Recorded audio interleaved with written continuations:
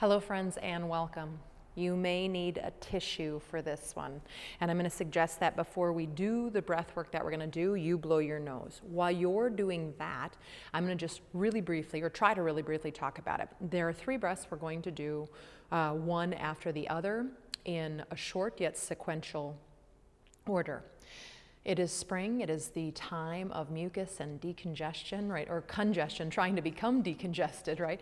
And this is one of the ways that we can help that. So the first 2 breaths really help with moving the mucus around and hopefully freeing that and removing some of it out of the body. Also helps with alertness. It's really great for waking you up. This would be a great practice to do first thing in the morning or near first thing in the morning when you wake up.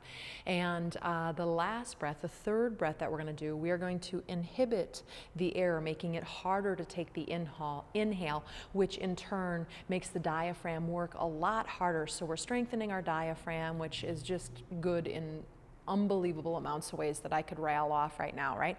But also the other thing that it does is it starts to bring air down into those lower lungs, lower lobes of the lungs, which again, it's just all of this is fantastic for respiration. And if you don't know the research and the science behind breath, you should look at it. It's one of the simplest, easiest things we can do for our health, yeah? Okay, first one is called Bhastrika. Some people refer to it as breath of fire. It's a forceful inhale as well as a forceful exhale. We're gonna do 10 rounds of that. So I hope you blew your nose, people.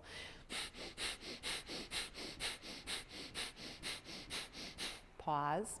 Next, we add on Kapalabhati, which is a forceful exhale. So you're forcing it out on the exhale with your abdominals, but you're letting the inhale happen naturally. 10 of those.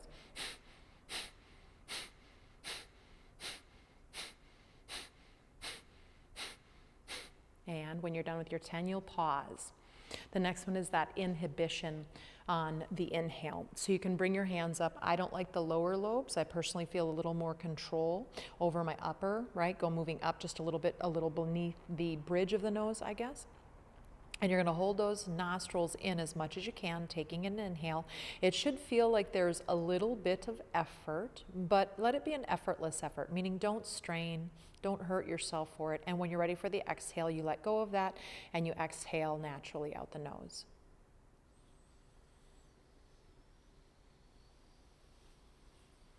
Keep count. We're doing 5 of these.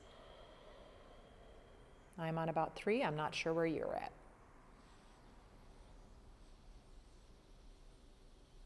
Take your time on the inhale, sipping in as much air as you can without it being stressful. And make your diaphragm work just a little bit to bring that air in.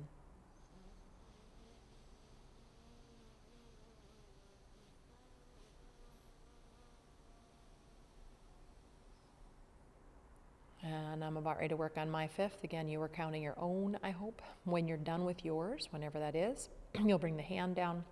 You'll sit, you'll do a couple of recovery breaths or regular old breaths.